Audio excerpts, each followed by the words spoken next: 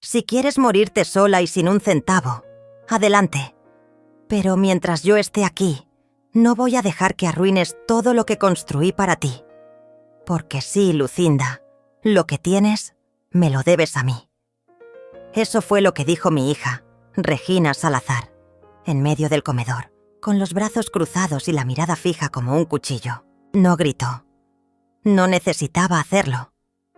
Su tono era más afilado que cualquier alarido. Y lo peor no fue que lo dijera, sino que lo dijera frente a Camila, mi nieta. Camila se quedó muda. Tenía 16 años. Y aunque ya entendía muchas cosas del mundo, nunca había visto a su madre hablarme así. O tal vez sí, pero nunca con esa crudeza, nunca con esa falta de pudor. Yo bajé la mirada. No porque me avergonzara.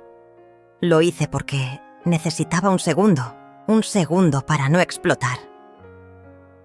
Tomé la servilleta que estaba sobre mi regazo, la doblé con cuidado, la dejé a un lado del plato. La comida se había enfriado, pero nadie notó. No dije una sola palabra.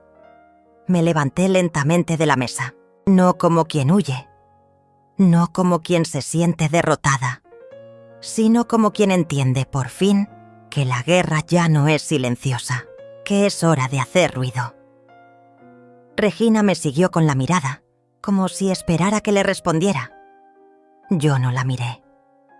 Fui directo al armario del pasillo, abrí la puerta superior y saqué una caja de madera antigua, la misma que nadie tocaba desde la muerte de mi esposo. Camila dio un paso hacia mí. «¿Abuela?» «Estoy bien, mi niña», le respondí sin sonreír. Mi hija bufó. «¿Y ahora qué? ¿Una de tus dramatizaciones? ¿Vas a escribir una carta para que nos sintamos culpables?» Ignoré. Volví a la mesa. Tomé mi taza de té ya frío y me dirigí al balcón. Me senté frente al jardín. Escuché a los pájaros. Respiré hondo. Y en mi mente, una sola pregunta golpeaba como tambor. ¿Cómo llegamos hasta aquí? Porque no siempre fue así. No siempre fui la carga. Ni siempre fui esa anciana que supuestamente no podía manejar su propia cuenta bancaria. No siempre me miraron como si fuera un mueble viejo al que no saben si tirar o esconder. Hubo un tiempo en que yo era la columna de esta familia, y ahora era invisible. Pero si algo me enseñó la vida, es que las columnas no desaparecen. Las columnas, cuando se quiebran, arrastran todo lo que está encima. Todo comenzó mucho antes de esa escena en el comedor. Mucho antes de que me trataran como si no tuviera derecho a decidir qué hacer con mi dinero, con mi casa, con mi vida. Y si de algo estoy segura, es que esta historia no termina con lágrimas. Termina con justicia. Años atrás, yo era Lucinda Salazar, profesora de literatura en un colegio público en Puebla. Daba clases con el alma. Me casé con Arturo, un contador meticuloso y bondadoso, que me enseñó a ahorrar desde el primer mes juntos. No teníamos lujos, pero nunca nos faltó nada. Con esfuerzo, construimos una vida decente. 2 carros usados, una casita modesta pero propia, e inversiones pequeñas que Arturo administraba con paciencia. Regina creció viendo a su padre con respeto, pero también con cierta impaciencia. Ella no entendía por qué no viajábamos más, por qué no nos mudábamos a una zona más moderna. Tener es distinto a presumir, le decía Arturo, y mostrar no siempre es tener. Pero Regina tenía otra visión, más ambiciosa, más peligrosa. Cuando Arturo murió, hace 20 años, yo quedé devastada. Tenía 48 años, Regina apenas 23. Y aunque juró que me apoyaría, no pasó mucho tiempo antes de que comenzara a verme como un proyecto. «Mamá, no puedes quedarte sola en esa casa tan grande», me dijo una vez. «Ven a vivir conmigo. Nos cuidamos mutuamente. Yo, ingenua, acepté. Vendí la casa. Pusimos el dinero en una cuenta conjunta para facilitar todo. Palabras de ella. Y al principio funcionaba. Vivíamos tranquilas. Camila era apenas un bebé y pasaba horas en mis brazos. Pero los años pasaron. Camila creció. Y con cada año, Regina se volvió más dura, más controladora. La primera vez que noté algo fue cuando quise comprar una silla de lectura. No una cara, una simple silla cómoda, de esas que uno pone junto a una lámpara para leer tranquila. ¿Para qué, mamá? Ya tenemos sillones. Además, eso es un gasto innecesario. Pero es mi dinero, Regina. No exactamente. Es dinero que está en una cuenta conjunta. ¿Recuerdas? Ese fue el inicio. Después vinieron más cosas. Canceló mi tarjeta de débito por seguridad. Me pidió que no saliera sola. Me cambió el número del médico sin avisarme. Y un día, al revisar el estado de cuenta que por accidente dejó en la mesa, vi un gasto fuerte a nombre de una inmobiliaria. A mi nombre. Fue ahí que comprendí que algo estaba muy mal. Pero aún no tenía pruebas. Aún no tenía cómo demostrar nada. Hasta que conocí a don Eugenio Navarro. Él vivía a 2 casas de la nuestra. Siempre lo había visto desde lejos. Un hombre mayor, elegante, siempre con su sombrero y su bastón de madera.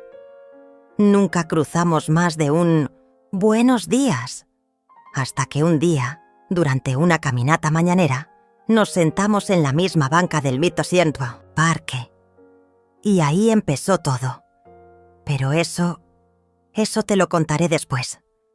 Porque antes de que Eugenio entrara en escena, yo tuve que soportar cosas que ninguna madre debería escuchar. Como aquella tarde en que le pregunté a Regina si podía invitar a mis antiguas colegas a tomar café en casa. Apenas terminé de hablar, ella frunció el ceño y dijo: ¿Café? ¿Aquí? Mamá, tú no entiendes que ya no es tu casa, es mía. Tú estás aquí porque yo te lo permito. Y sonrió, no con ternura, con arrogancia. Esa fue la primera vez que sentí miedo. No por mí, sino por lo que Regina estaba enseñándole a Camila. Y por eso decidí que si había una guerra, yo no iba a perderla. Cuando Regina nació, yo no sabía que una hija podía partirte el corazón sin levantar la voz. No lo supe cuando me miró por primera vez, ni cuando le enseñé a caminar, ni siquiera cuando se fue de casa a los 18 con esa maleta prestada y los ojos llenos de futuro. Lo supe mucho después, cuando supe que lo que más duele no es el desprecio, sino la indiferencia. Pero antes de todo eso, Regina fue mi sol, mi primer y único amor verdadero, después de Arturo. Era una niña inteligente, rápida para hablar, para opinar, para cuestionarlo todo. Yo la crié con libros, no con muñecas. Mientras otras niñas jugaban con cocinitas, ella escuchaba cuentos de Edgar Allan Poe y hablaba de ir a la universidad. Decía que sería abogada o empresaria. Yo la miraba y pensaba que, quizás, Arturo y yo habíamos hecho algo bien, porque ella parecía tener alas. En la secundaria empezó a distanciarse. Ya no quería que la acompañara al colegio. Se avergonzaba de mi ropa sencilla, de mis zapatos sin tacón. Todas las mamás van arregladas. Tú pareces una maestra de pueblo, me dijo una vez.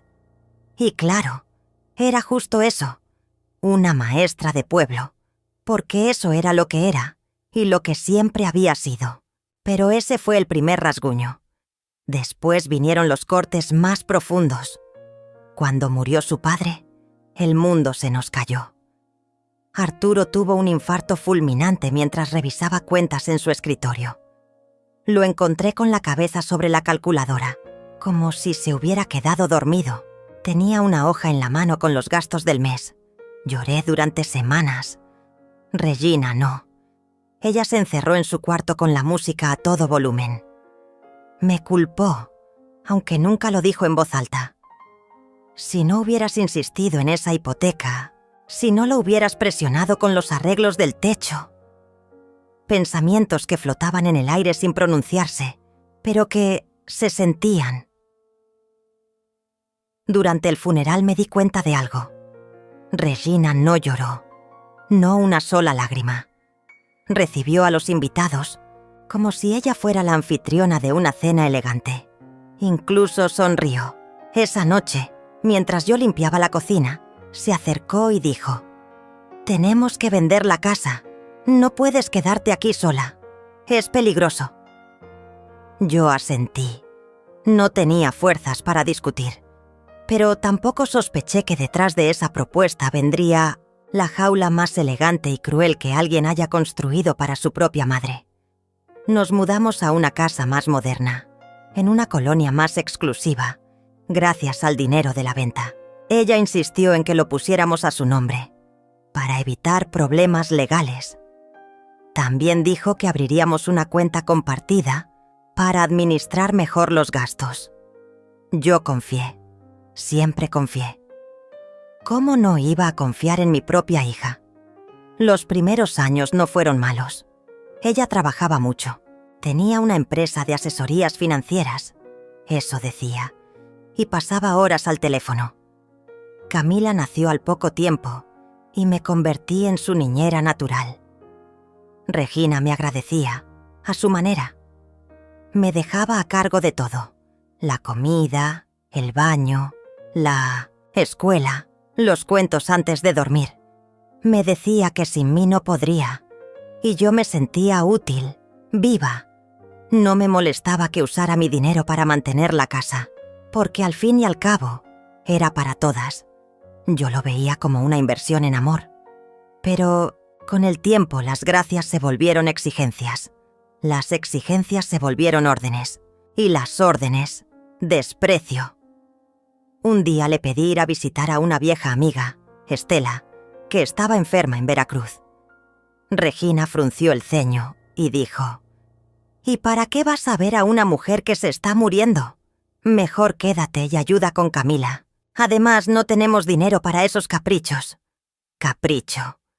Visitar a una amiga moribunda era para ella un capricho.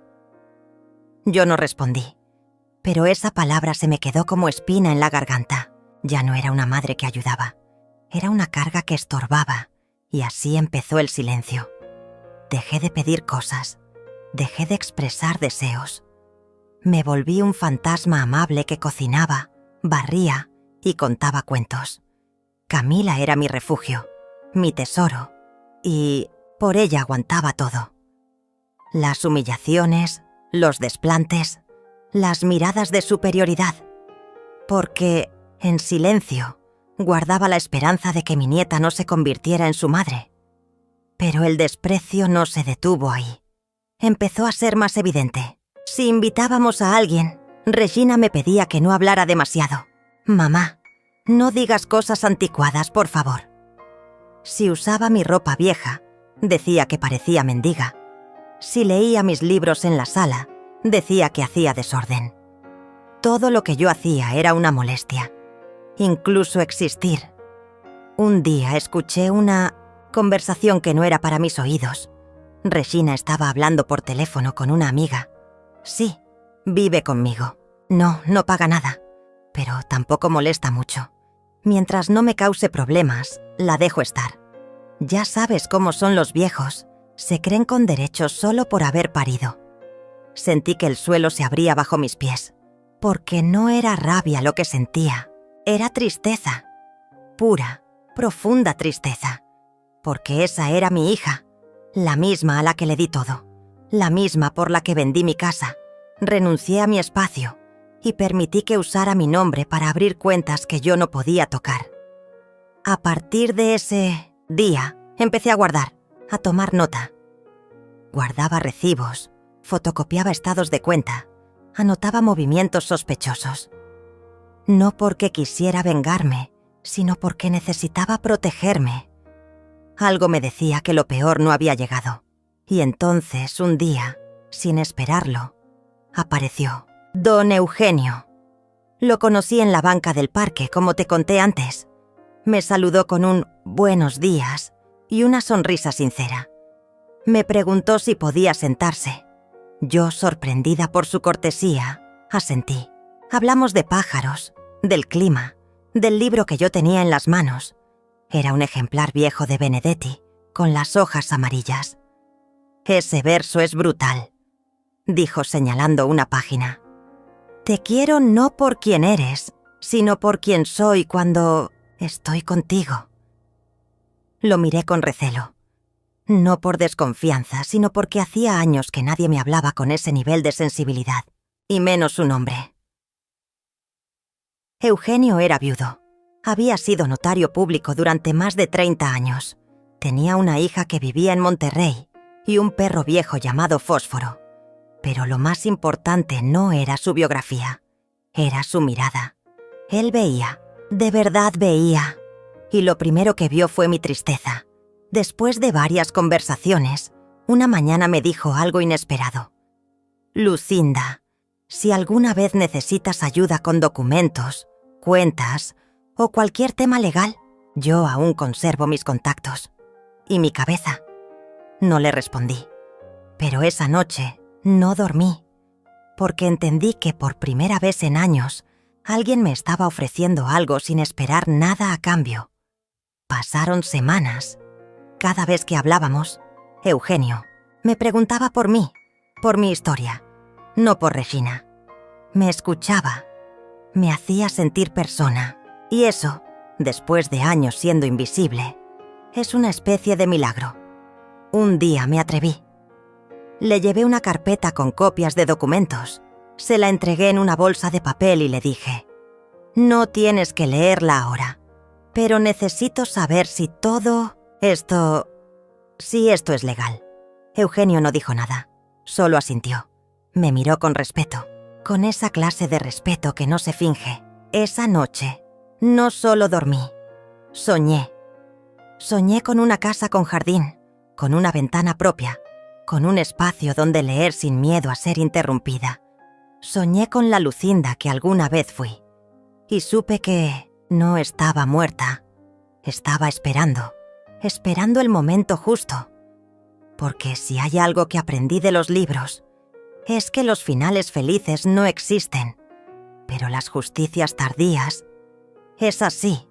Durante mucho tiempo me repetí que lo hacía por Camila, que aguantar humillaciones era parte del precio por mantenernos unidas. Pero hay un momento en la vida en que incluso el amor deja de ser suficiente para justificar el dolor. Ese momento llegó una tarde gris, mientras intentaba hornear un pastel para el cumpleaños de mi nieta. Regina había organizado una fiesta íntima, como ella la llamó. Invitó a colegas, vecinos, amigos de Camila de la escuela privada. Todo muy moderno, muy elegante. Y aunque me pidió que no me involucrara, yo quise hornear un pastel como los que hacía antes. El favorito de Camila, 3 leches con nuez y canela. Entré a la cocina mientras la casa aún dormía. Era mi único momento de paz. Ese intervalo, breve antes de que empezara el ruido de los celulares, los reclamos y las órdenes. Preparé todo con cuidado, como si al hacerlo pudiera recuperar un poco de la madre y abuela que alguna vez fui. Pero mientras batía la mezcla, Regina entró. Llevaba un albornoz de seda y una taza de café humeante. «¿Qué haces?», preguntó sin emoción. «El pastel para Cami», respondí, sin mirarla directamente. Suspiró con fastidio. Se acercó al fregadero, dejó la taza y dijo con voz fría: «Ya encargué uno de pastelería. No quiero que la casa huela a grasa. Y además, no quiero que piensen que no podemos pagar un pastel decente». Las palabras me golpearon más fuerte que un grito. «No quiero que piensen...». Aquella frase revelaba más de lo que decía. Yo no era parte del plan. Mi gesto no era bienvenido. Yo era un estorbo incluso cuando intentaba dar amor. Solo pensé que le haría ilusión. Susurré. «Lucinda», dijo con ese tono que usaba cuando me hablaba como si fuera una niña tonta. «Deja esas cosas. Ya no estamos en los años 70. Hoy todo se encarga. No necesitamos tus pasteles ni tus recetas. Me quedé quieta, con la cuchara de madera suspendida en el aire. Ella salió de la cocina como si no acabara de pisotear un recuerdo. Yo, en silencio, vertí la mezcla en el fregadero y lavé los trastes con manos temblorosas. Esa fue la primera grieta irreparable. A lo largo del día fui invisible en mi propia casa. Nadie me presentó, nadie me agradeció. Me mantuvieron en fin sientos, la cocina, como una empleada más. Y lo peor fue ver a Camila sonreír al recibir el pastel comprado, sin buscarme con la mirada. Me di cuenta de que incluso ella empezaba a olvidarme. Las semanas siguientes fueron una sucesión de desprecios más sutiles, pero constantes. Regina empezó a bloquearme de decisiones domésticas. Cambió las contraseñas del banco, por seguridad. Reorganizó las habitaciones sin consultarme. Me pidió que no recogiera a Camila del colegio porque podías decir algo inapropiado otra vez. Y luego llegó la más cruel de todas. Me impuso un horario de convivencia. Sí, como si yo fuera una visita molesta. «Mamá, necesitamos estructura. Por eso, me gustaría que cenaras en tu cuarto a partir de ahora. Camila necesita espacio y tú también mereces descanso». En otras palabras, me estaba desterrando. A partir de ese momento comencé a comer sola, en una bandeja, en silencio, como si estuviera en una cárcel decorada con cojines caros. Eugenio se volvió mi única salida. Nos veíamos en el parque o en su casa, donde me ofrecía café y galletas y me escuchaba. Yo le contaba todo. Cada palabra que no podía decir en casa, se la confiaba a él. Era mi confesor, mi testigo, mi ancla. Un día le pregunté algo que me había estado carcomiendo. «¿Esto es legal? ¿Puede ella quedarse con todo?» Eugenio guardó silencio un largo rato. Luego sacó de su portafolio unos documentos que había revisado. «Legal, en papel sí, pero moralmente es un robo. Usó tu confianza, manipuló las cuentas, falsificó firmas en algunos casos. Y si quisieras, podrías revertirlo». Me quedé helada. ¿Revertirlo?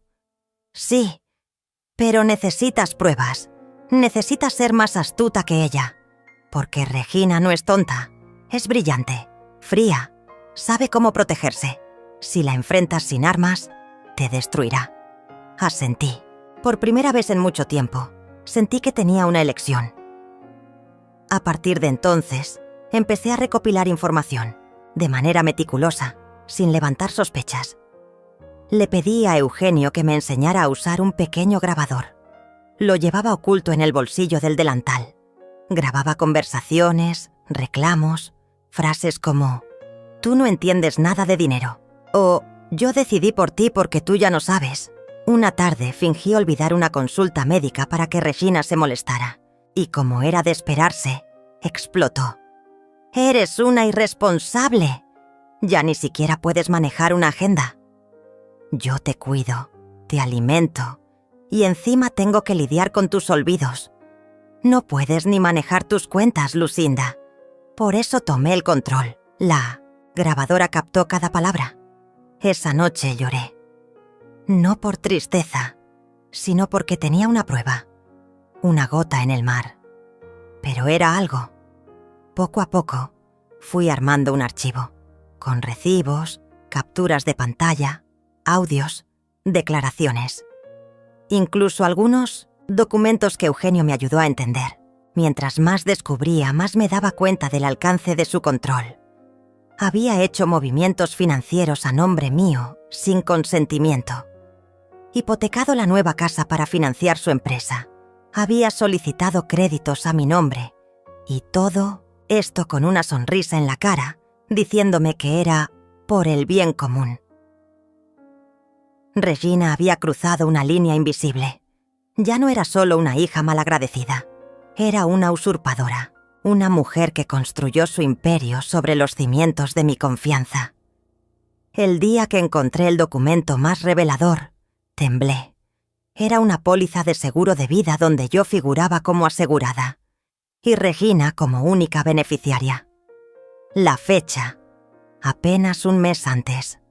No quise imaginar cosas, no quise caer en paranoia, pero algo en mi estómago se revolvió. ¿Hasta dónde era capaz de llegar? Esa noche no dormí. Miré el techo durante horas. Repasé cada palabra, cada gesto, cada silencio de los últimos años. Y entendí algo que me rompió por dentro.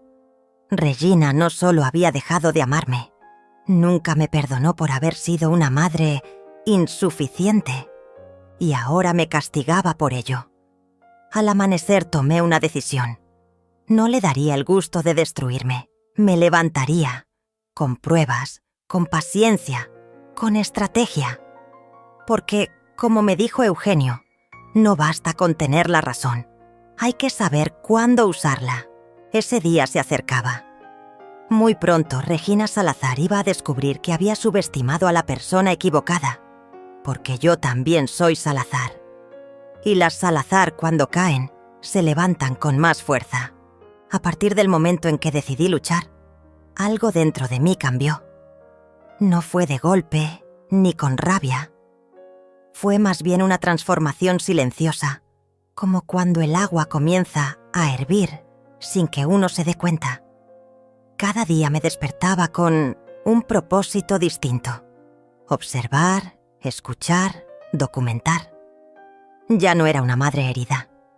Me convertí en una testigo de mi propia historia.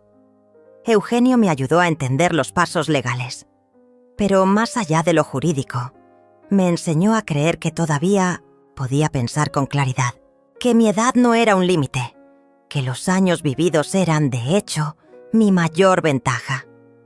Los jóvenes confían en su rapidez. Nosotros confiamos en la paciencia.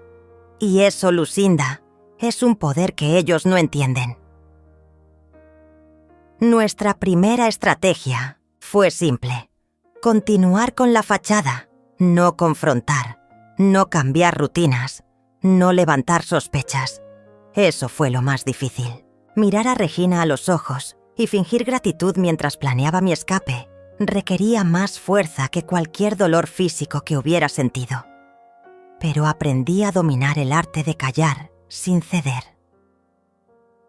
Los días pasaban y yo acumulaba pruebas, fotografías de documentos, grabaciones de conversaciones, extractos bancarios. Camila, aunque ya no era tan cercana, empezó a notar mi presencia de otra manera. Un día se sentó a mi lado mientras tejía y sin mirarme preguntó: «Abuela, ¿por qué ya no hablas tanto?».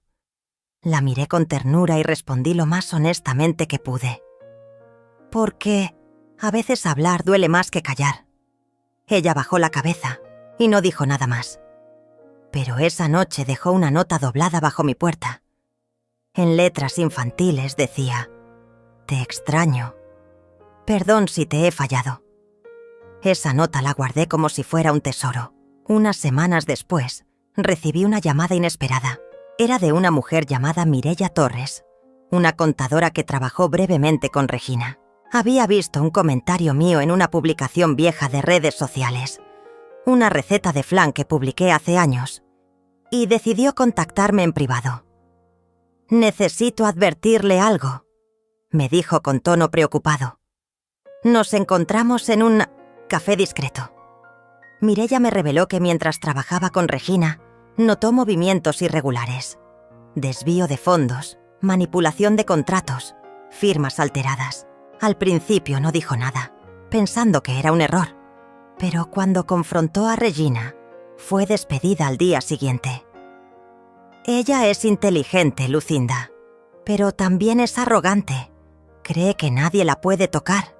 Tiene una red de mentiras tan bien tejida que cualquiera se enreda, pero yo no tengo miedo. Si necesita testimonio, aquí estoy». Salí de ese encuentro con el corazón palpitando. Era la primera vez que alguien más, fuera de Eugenio y yo, Reconocía en voz alta lo que estaba ocurriendo. Ya no era una percepción. Era real, tangible. Esa misma semana, Eugenio y yo elaboramos un plan más concreto. Íbamos a presentar una demanda formal por administración fraudulenta y abuso de confianza. Pero necesitábamos algo más fuerte que papeles.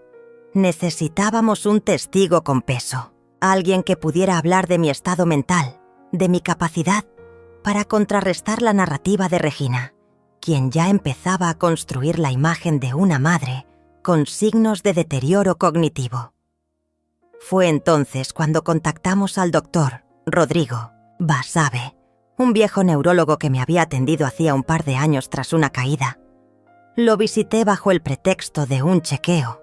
Después de una evaluación detallada, escribió un informe donde dejaba claro: la señora Lucinda Salazar conserva todas sus facultades mentales, no presenta signos de demencia ni alteraciones cognitivas significativas. Ese documento se volvió un arma silenciosa. Lo guardé como una carta bajo la manga, esperando el momento justo. Mientras todo eso ocurría, en casa la tensión aumentaba. Regina se volvió más irritable, más impaciente. Empezó a hablar de vender la casa para mudarnos a un condominio más seguro. Eugenio me advirtió que eso podía ser una trampa.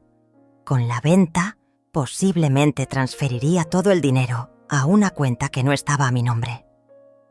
«No podemos dejar que esa venta ocurra», me dijo. «Si se ejecuta, será más difícil recuperar algo». Así que tuve que tomar una decisión más radical. Fingí un desmayo. Fue una actuación arriesgada, pero efectiva. En medio de la cena, solté el tenedor, me llevé la mano al pecho y me desplomé. Camila gritó. Regina llamó a emergencias. Me llevaron al hospital. Allí, aproveché para contactar con un abogado amigo de Eugenio, quien me visitó fingiendo ser un médico. En esa sala blanca, firmé el poder legal para iniciar la demanda. También firmé la revocación del control financiero que Regina había asumido. Fue un momento de libertad silenciosa. Nadie en ese hospital sabía lo que ocurría, pero yo, en esa cama, sentí por primera vez que volvía a ser dueña de mi destino. Cuando regresé a casa, todo parecía igual. Pero ya no lo era. Yo no lo era. Y lo más irónico de todo fue que Regina, confiada en que mi salud estaba en declive, bajó la guardia. Me hablaba condescendientemente, casi como si fuera una niña enferma. Incluso empezó a organizar una tutora legal con uno de sus amigos abogados. Yo la escuchaba, asentía y por dentro contaba los días. El momento se acercaba. La audiencia estaba fijada para 3 semanas después. Eugenio y yo seguimos recabando material.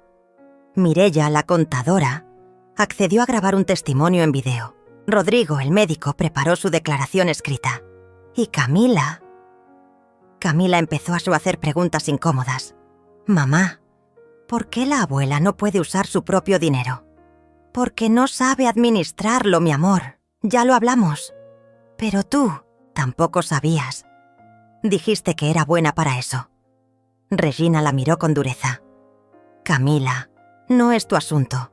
Esa noche encontré a mi nieta sentada en las escaleras, llorando en silencio. ¿Te pasa algo, corazón? No quiero que te vayas, abuela.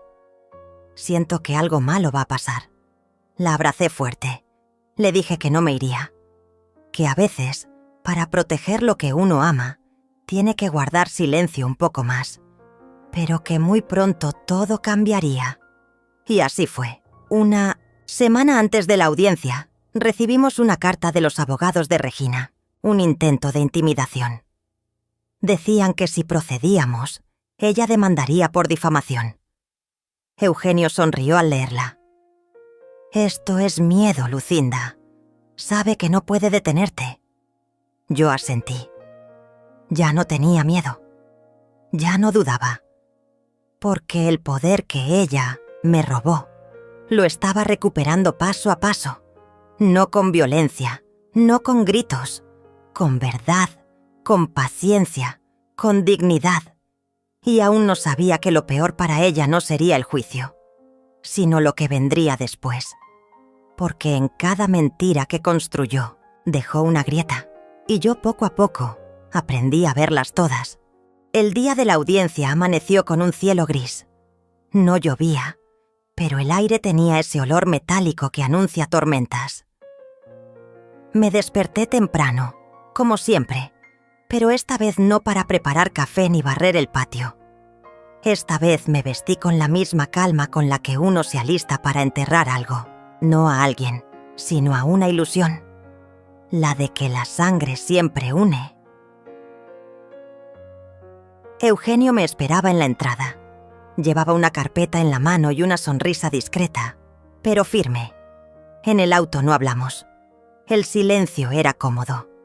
A veces las palabras estorban, cuando la verdad está por revelarse. En la sala del juzgado, el ambiente era tenso. Regina llegó con su abogado, un hombre joven con aire prepotente. Ella vestía de negro, como si fuera una víctima de luto. Me miró con esa mezcla de lástima y superioridad que tanto había perfeccionado con los años. Pero esta vez no bajé la mirada. La sostuve. Y cuando nuestros ojos se encontraron, por primera vez vi una sombra de duda en los suyos. El juez, un hombre mayor con expresión cansada, pidió silencio. El caso fue leído en voz alta. Lucinda Salazar, demandante, contra Regina Salazar, por administración fraudulenta de bienes, abuso de confianza y suplantación de identidad legal. Las palabras cayeron como piedras. El abogado de Regina protestó, diciendo que todo era un malentendido, que yo no estaba en condiciones mentales para manejar mis asuntos. Fue ahí cuando Eugenio entregó el informe del doctor Basabe. El juez lo leyó en silencio. Según este documento, la señora Salazar está en pleno uso de sus facultades. ¿Tiene algo que decir, señora Regina? Ella no respondió. Su abogado pidió un receso. Durante el receso, Camila apareció en el pasillo. No debía estar allí, pero había insistido en acompañar. Me abrazó en silencio. Era una niña aún, pero su presencia me sostuvo como si fuera un muro entero. Cuando regresamos a la sala, la defensa trató de cambiar el enfoque. Dijeron que todo lo que yo había firmado en el pasado fue por mi propio deseo, que nunca me presionaron. Pero entonces presentamos los extractos bancarios, las pruebas de desvío, los documentos con firmas claramente falsificadas. Mireia fue llamada a declarar por videoconferencia. Su testimonio fue claro, contundente, devastador. Vi cómo manipulaba las cuentas. Fui despedida cuando hice preguntas. Nunca he visto algo tan descarado, dijo sin titubear. Después de ella, el doctor Basabe también habló. Su tono fue sereno, científico, pero lleno de humanidad. Lucinda es perfectamente capaz. La conozco hace años. No hay ninguna base médica para dudar de su juicio. El rostro de Regina se endurecía con cada palabra. Al final del día, el juez decidió suspender la audiencia para revisar todo el material. Nos dio una fecha para la sentencia final. Pero el daño ya estaba hecho. La imagen de Regina, tan cuidadosamente construida, había comenzado a resquebrajarse. Esa noche, en casa, la tensión era insostenible. Apenas cruzó la puerta, Regina estalló. «Tú no entiendes lo que hiciste. Me arruinaste». No le respondí. No tenía sentido. Me limité a caminar hacia mi habitación, pero antes de cerrar la puerta, escuché su voz, aguda, venenosa. «¿Sabes qué? Si me voy a hundir, tú te vienes conmigo». Esa frase me quitó el sueño. Sabía que no era una amenaza vacía. Al día siguiente, comenzaron los verdaderos ataques. Regina envió cartas a vecinos y familiares hablando de mi inestabilidad. Dijo que yo sufría de delirios, que estaba manipulada por un oportunista, refiriéndose a Eugenio, y que todo lo que hacía era fruto de una confusión senil. Publicó mensajes en redes sociales insinuando que yo había maltratado a mi difunto esposo, que tenía un pasado turbio. Hasta llegó a inventar que yo la había golpeado cuando era niña. La primera en reaccionar fue mi hermana, Blanca, que vivía en otra ciudad. ¿Qué está pasando, Lucinda? ¿Por qué Regina dice esas cosas? Le conté toda la verdad. Blanca se quedó en silencio. Luego me dijo: siempre supe que algo no estaba bien con esa niña, pero no imaginé que llegaría tan lejos. A pesar de todo, mantuve la calma. No respondí públicamente. No me rebajé. Me concentré en preparar la defensa final. Eugenio y yo sabíamos que la sentencia podía salir a favor o en contra, pero también sabíamos que habíamos sembrado la semilla de la duda. Y eso, en un mundo donde las apariencias lo son todo, era poderoso. Unos días después, recibí una visita inesperada. Camila entró a mi cuarto con los ojos hinchados. Traía en las manos una libreta escolar. «Abuela, encontré esto en el cajón de mamá». Era un diario, pequeño, de tapas duras. Lo abrí con cuidado. Las primeras páginas estaban vacías, pero al llegar a la mitad encontré anotaciones. Fechas, nombres, movimientos bancarios. Era un registro, uno que Regina llevaba en secreto. Anotaba todo. Cuánto dinero sacaba, a qué cuentas lo transfería, incluso conversaciones con su abogado sobre cómo quitarme legalmente la casa. Mi nieta no entendía el alcance de lo que había encontrado, pero yo sí. Ese diario era la pieza que faltaba. Eugenio lo revisó con guantes, sacó copias, lo digitalizó. Era prueba directa, no solo de fraude, sino de premeditación. El día de la sentencia llegó con un aire extraño. Esta vez, no había duda. Todos los que estábamos ahí sabíamos que algo grande iba a pasar. El juez habló durante varios minutos. Reconoció la evidencia, el testimonio de los peritos, el diario, la manipulación psicológica. Al final, dictó sentencia a mi favor. Declaró que las decisiones financieras tomadas por Regina eran inválidas, que debía restituir los fondos malversados y que se abriría una investigación penal. Regina se quedó inmóvil.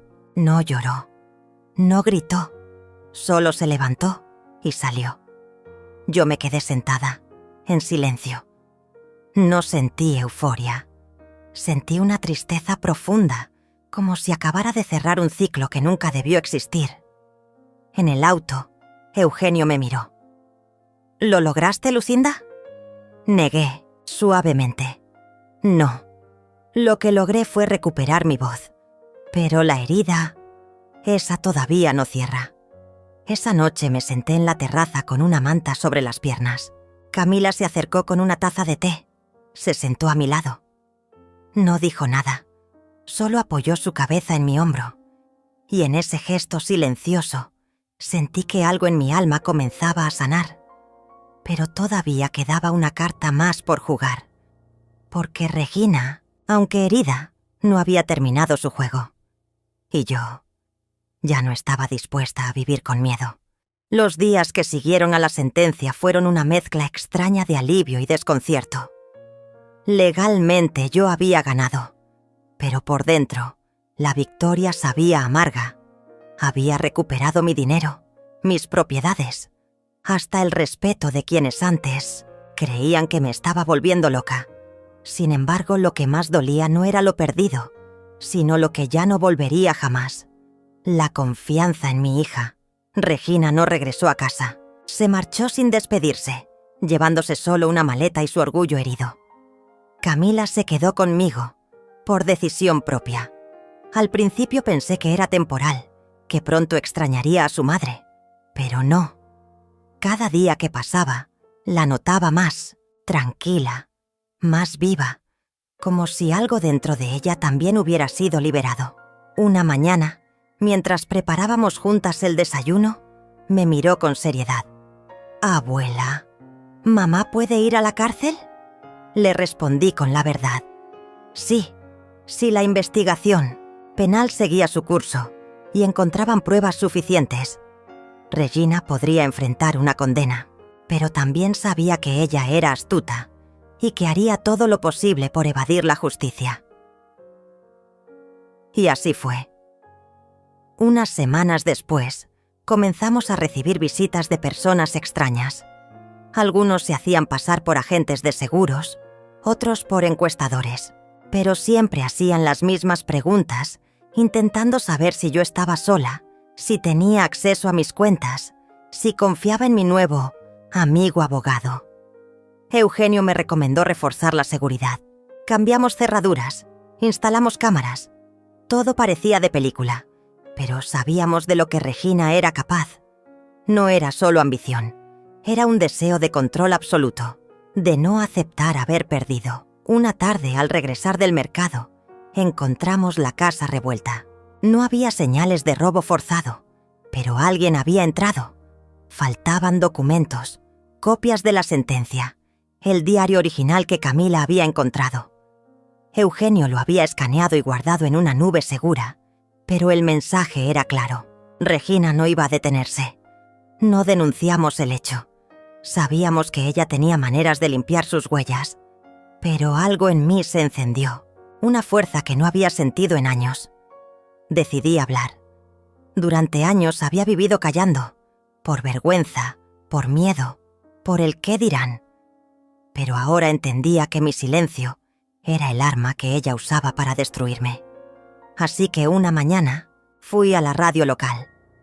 Conocí al director, un hombre mayor que había sido amigo de mi difunto esposo. Le conté todo, desde el principio.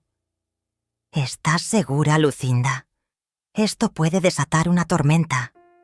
«¡Que se desate!», le respondí. «Estoy harta de que las tormentas se queden dentro de mí». El programa se emitió en la noche. Fue una entrevista, pausada, sin escándalo, pero con una verdad que dolía. Hablé como madre, como mujer, como víctima, y la reacción fue inmediata. Al día siguiente mi teléfono no dejaba de sonar. Mujeres mayores, muchas como yo, llamaban para agradecerme, para contarme que también habían sido manipuladas por sus hijos, que también las habían hecho sentir inútiles. Alguien grabó la entrevista y la subió a internet. En cuestión de días, se volvió viral. Lo que empezó como un testimonio local se convirtió en un eco nacional. Me entrevistaron en canales de televisión. Me invitaron a foros de derechos de adultos mayores. Fui a dar charlas a centros comunitarios. Y aunque al principio me sentía fuera de lugar, comencé a notar algo poderoso. Mi historia tenía fuerza porque era real, porque dolía, porque otras la vivían también. Regina, al ver todo esto, entró en cólera. Comenzó una campaña de desprestigio. Creó perfiles falsos en redes, donde decía que yo era una mentirosa, una actriz fracasada que solo quería fama. Me acusó de querer robarle a su hija, de haber manipulado a Camila contra ella. Pero Camila no se dejó intimidar. Una noche, mientras estábamos sentadas en la sala, me dijo: «Quiero hablar también. Quiero contar lo que viví con mamá». Le pregunté si estaba segura. Lo estaba.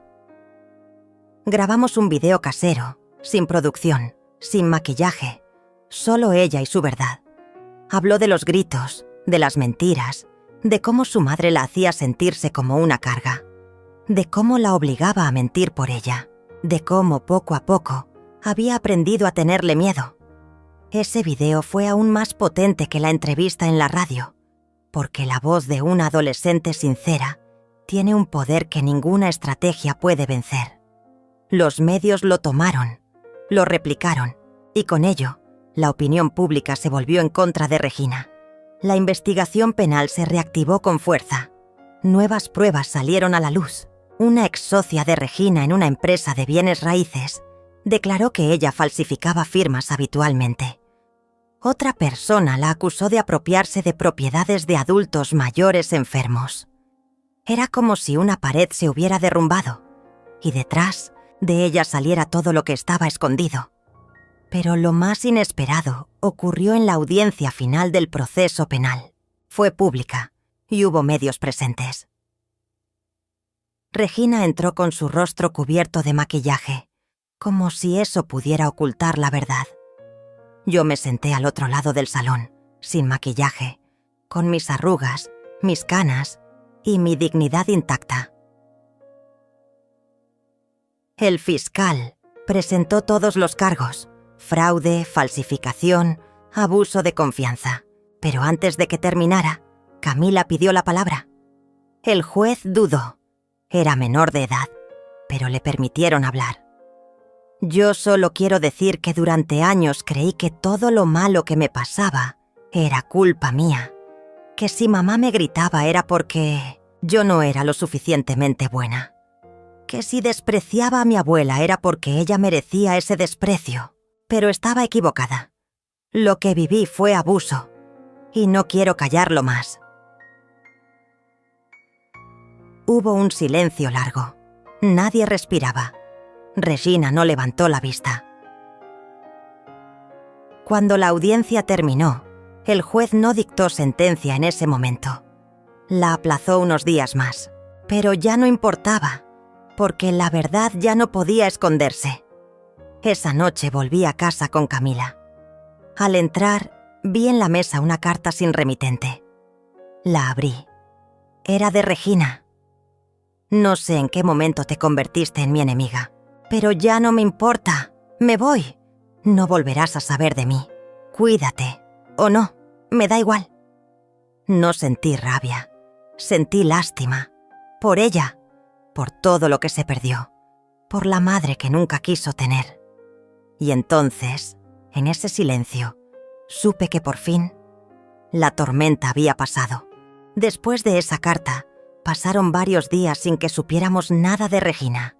No llamó, no escribió, no intentó ver a Camila.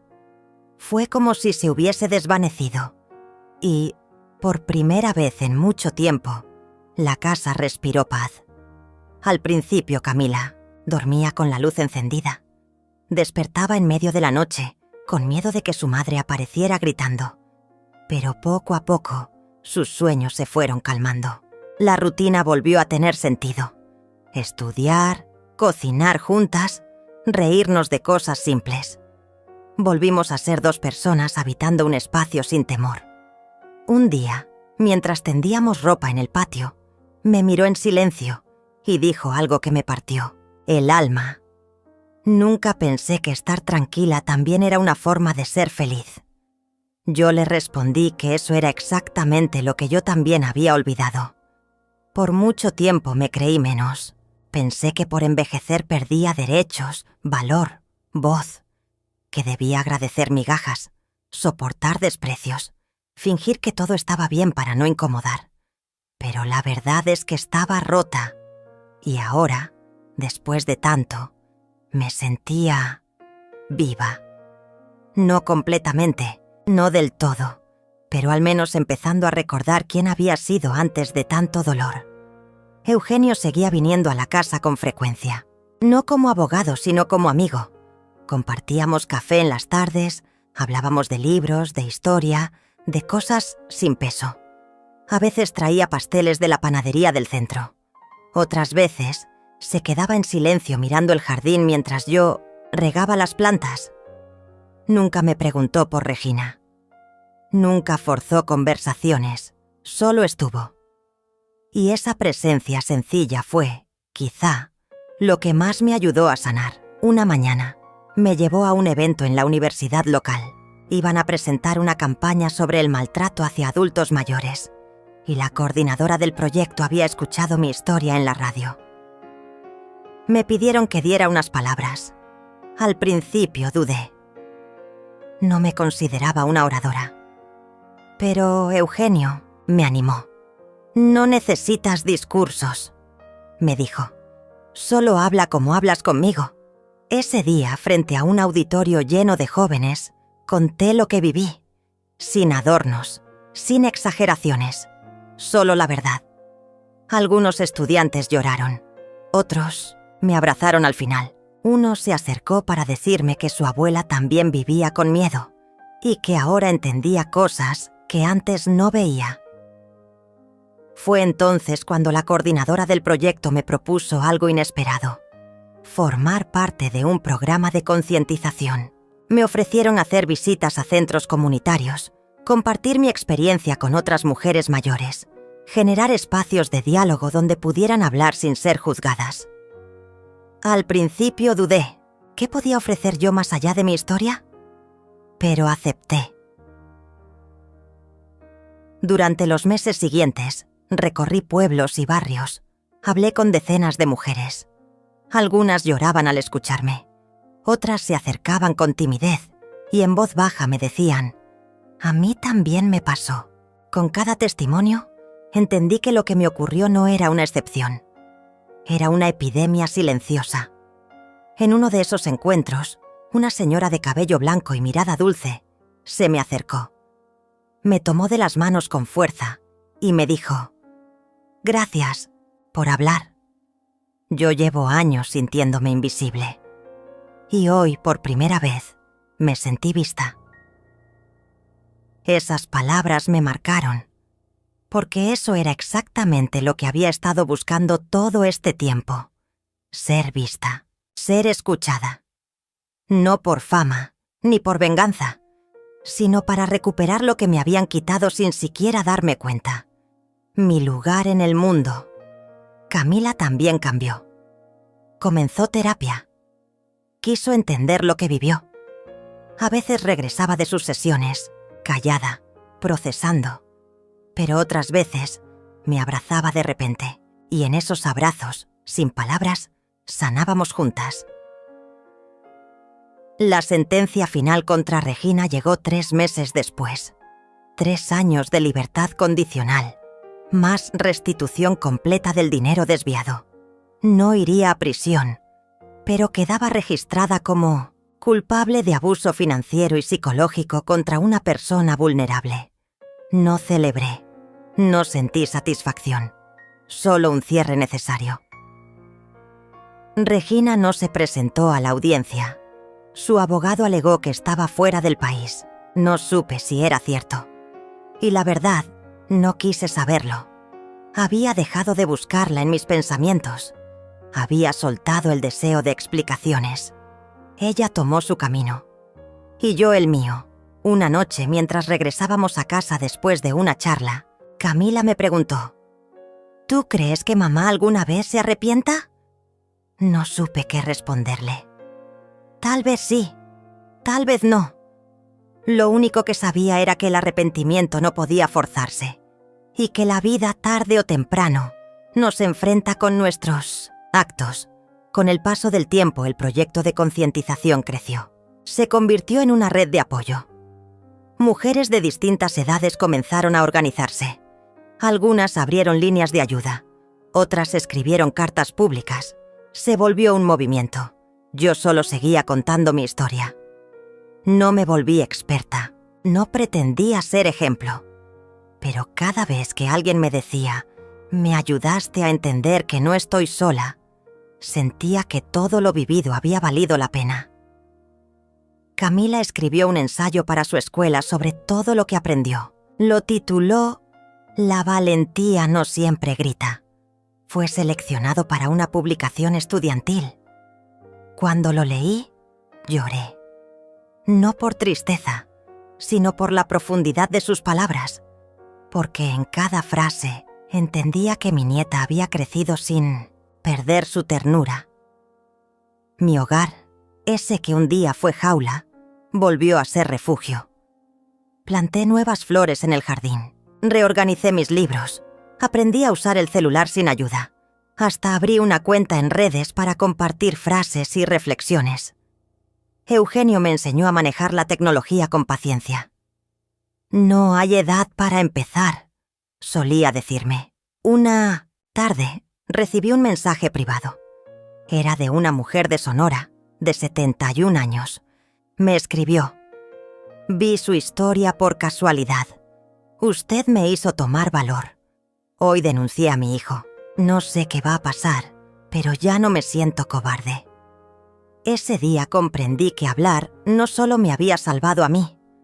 Había encendido otras luces, había tendido puentes. Y aunque la herida con Regina seguía abierta, ya no era un agujero negro que me tragaba. Era una cicatriz.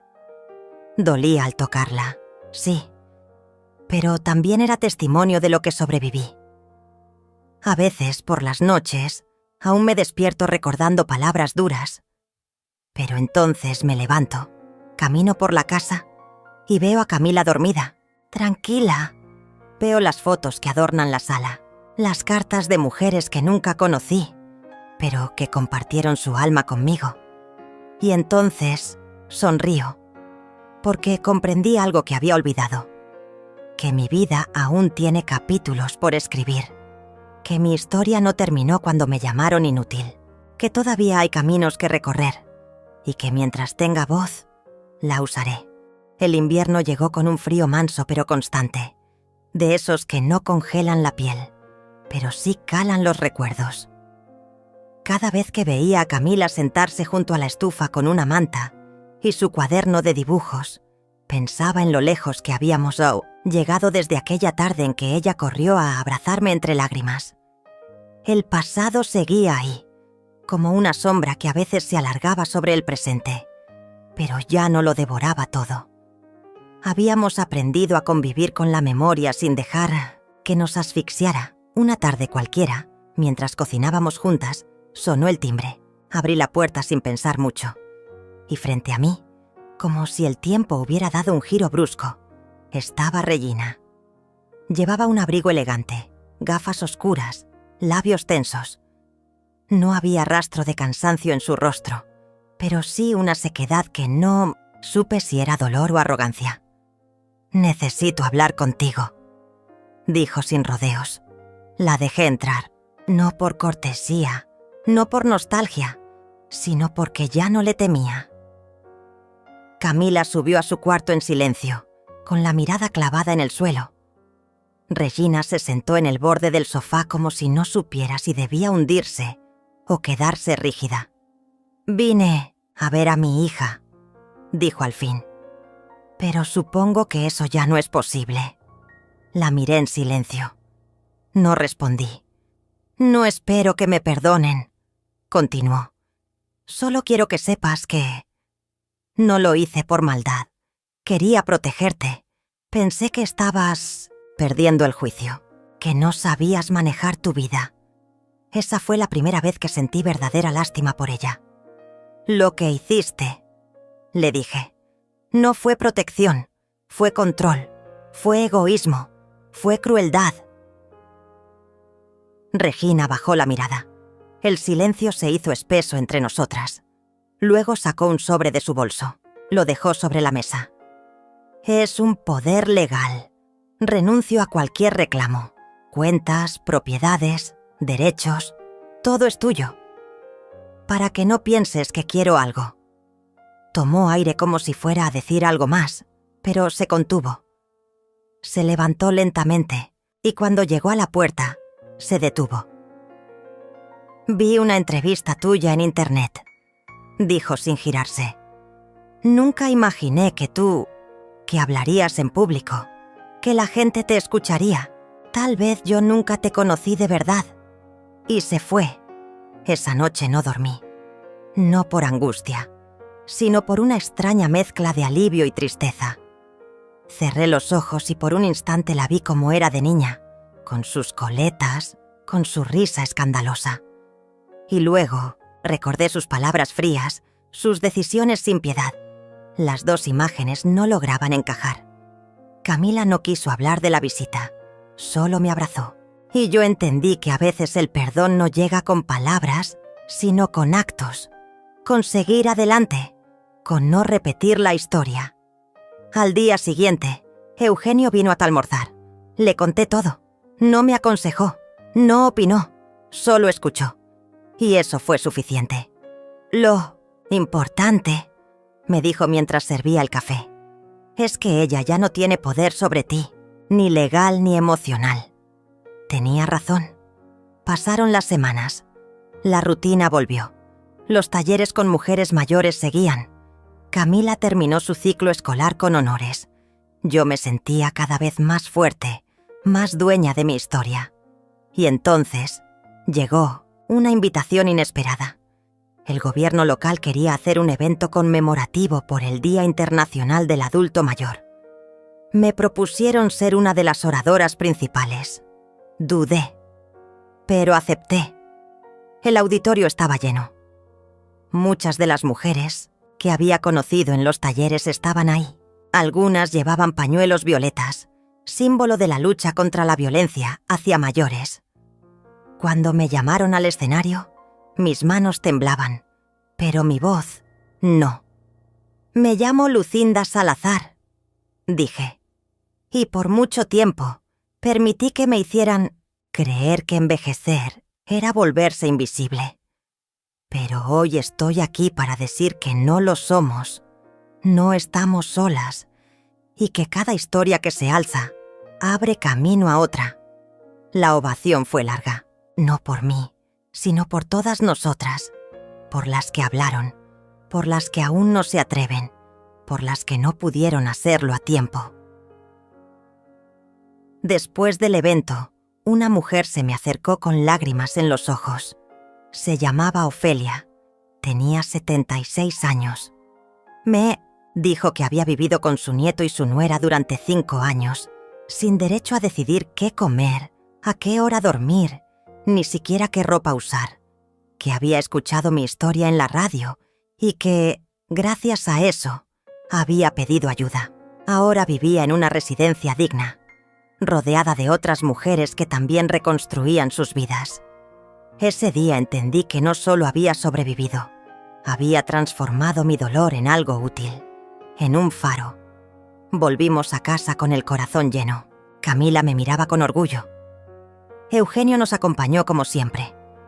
Y al cerrar la puerta detrás de nosotros, sentí que dejábamos algo atrás.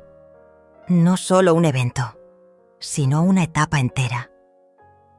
En los días que siguieron, recibí más cartas, más llamadas. Mujeres de todo el país querían compartir sus historias. Me pedían que las leyera, que las comentara, que las acompañara. Y aunque a veces me sentía abrumada, lo hacía. Porque si yo no las escuchaba, ¿quién lo haría? Un canal local me propuso grabar una serie de conversaciones con mujeres mayores que habían vivido abusos familiares. No era un programa sensacionalista, era íntimo, respetuoso. Acepté solo si podía hacerlo a mi manera, con pausas, con silencio, con espacio para llorar sin apuro. Se convirtió en un espacio poderoso. Mujeres anónimas se convirtieron en referentes. Historias antes silenciadas ahora tenían nombre y rostro. Camila empezó a acompañarme. No hablaba mucho, pero su presencia era firme. Dibujaba mientras escuchaba. Luego me mostraba sus ilustraciones. Manos entrelazadas. Ojos que lloraban, pero también brillaban. Puertas que se abrían. A veces creo que entendió más que nadie el significado de todo esto. Una noche, mientras revisábamos cartas en la mesa, me dijo: «Abuela, tú eres como esas luces que se encienden en las carreteras. No evitan los baches, pero ayudan a no caer tan profundo». Lloré, porque nunca imaginé que sobrevivir me haría ser guía para otras. Y aunque a veces, en las madrugadas, el pasado me susurra con voz baja, yo respondo en voz alta, porque ya no tengo miedo. Porque cada palabra que comparto es un ladrillo en la casa nueva que estoy construyendo. Mi nombre es Lucinda Salazar. Y esta es apenas una parte de mi historia. Meses después de aquel evento, cuando el eco de los aplausos ya había quedado atrás y las luces del auditorio se apagaron en mi memoria, empecé a notar que algo nuevo se había encendido en mí. No era una llama rápida ni un destello fugaz. Era una claridad firme, un impulso callado. Ya no se trataba solo de mi historia.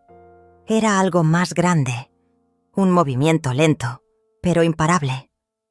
Mujeres mayores de distintos rincones del país me escribían. Algunas me enviaban cartas escritas a mano, con tinta corrida y ortografía temblorosa, pero llenas de verdad. Otras me buscaban al final de los talleres, con un susurro en los labios y lágrimas contenidas. Querían contar sus historias, no para vengarse, no para denunciar, sino para nombrarse, para recuperarse. Fue entonces cuando decidí hacer algo que nunca creí que haría: organizar un círculo de escucha.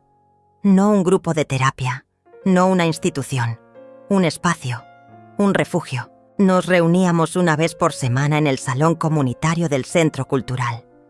Al principio éramos 6, después fuimos 20, luego 35. Mujeres entre 60 y 90 años, muchas con bastones, otras en silla de ruedas, algunas con la mirada rota, otras con una risa tímida que apenas se asomaba. Todas con historias que habían callado por décadas. Yo no hablaba mucho. Solo abría el círculo, encendía una vela simbólica y decía: hoy, aquí, nadie está sola. A veces llorábamos juntas, otras reíamos con fuerza, sorprendidas por lo que aún éramos capaces de sentir. Y en cada encuentro, algo se reparaba, algo invisible, pero profundo. En una de esas sesiones, una mujer llamada Romelia compartió cómo su hija le quitó la casa, la dejó en un cuarto sin ventana y le prohibía recibir visitas. Lo dijo con la voz temblorosa, mirando al suelo. Al terminar, levantó la vista y dijo: pensé que me iba a morir sin contarle esto a nadie. Ese día entendí que la palabra puede ser un acto de resistencia. Camila, siempre atenta, comenzó a diseñar pequeñas tarjetas con frases que las mujeres decían en los círculos. Las imprimíamos en cartulina, con dibujos sencillos.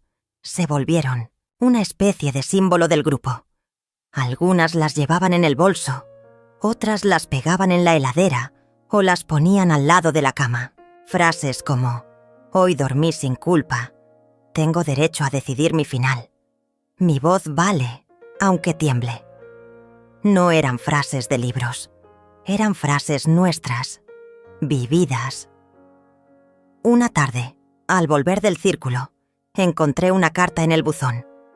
No tenía remitente, solo decía Lucinda, en letra pequeña.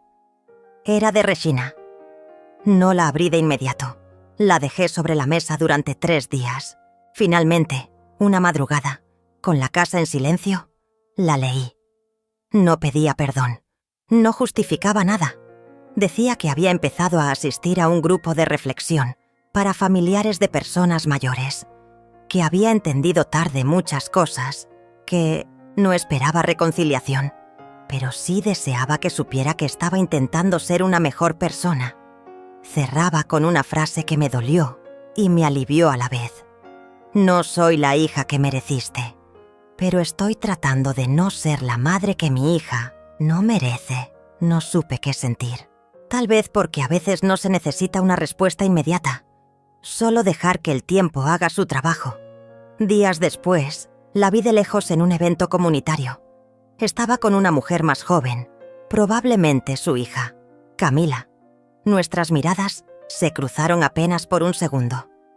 No hubo gestos, no hubo palabras, pero hubo un silencio distinto, menos cargado, más humano. Las cosas con Camila seguían creciendo. Ella ya no era la niña temerosa que se escondía bajo las cobijas. Ahora, preguntaba, cuestionaba, decidía. Un día me dijo que quería estudiar algo relacionado con justicia social. No porque se sintiera obligada, sino porque le nacía desde dentro. Me abrazó con fuerza y susurró: «Gracias por no rendirte, abuela». Y en ese momento supe que todo, absolutamente todo, había valido la pena. En el círculo comenzamos a preparar algo especial. Una marcha silenciosa por la dignidad de las mujeres mayores. Sin pancartas estridentes, sin altavoces. Solo una caminata lenta, juntas, con ropa blanca y flores en las manos. No era una protesta, era una afirmación. Queríamos hacernos visibles sin pedir permiso. Caminar por nosotras, por las que no llegaron, por las que aún callan. El día de la marcha, el sol brillaba, pero no quemaba. Éramos más de 100. Mujeres de cabello blanco, de pasos lentos, algunas tomadas del brazo de sus amigas, otras empujadas por cuidadoras jóvenes que lloraban en 1900. Silencio. Pasamos frente al municipio, frente a la plaza, frente a la Casa de Cultura. La gente se detenía a mirarnos. Algunos aplaudían, otros se acercaban a abrazar a sus madres o abuelas. Una niña pequeña se soltó de la mano de su madre, corrió hacia una de nosotras y le dijo: «Eres bonita como una reina». La mujer sonrió con los ojos llenos de lágrimas. Esa tarde, al volver a casa, Camila me miró y me dijo: «Hoy cambiaste la historia, abuela». Y por primera vez en mucho tiempo, sentí que eso era cierto. Que la historia no era solo lo que nos hicieron, sino lo que decidimos hacer con lo que nos hicieron. Que podíamos tomar las ruinas y construir algo digno, no perfecto, pero vivo. A partir de ese día, dejé de llamarme víctima en mi mente. No porque lo que viví no fuera injusto, sino porque elegí ser autora de mi presente. Empecé a vivir con la certeza de que cada acto de dignidad, por más pequeño que sea, suma. Que cada límite que ponemos, cada no que decimos a tiempo, es una semilla. No sé cuánto tiempo más me quede en este mundo. No me preocupa. Lo que sí me importa es que Camila crezca sabiendo que su voz tiene peso, que su ternura es una fuerza, que el respeto no se mendiga, se exige, y que nadie, jamás, debe avergonzarse por envejecer. Fui madre, abuela, invisible, traicionada, silenciada, pero también fui testigo, guerrera, aliada, y ahora soy memoria viva. Porque resistir no es solo aguantar, es transformar, y yo finalmente me transformé.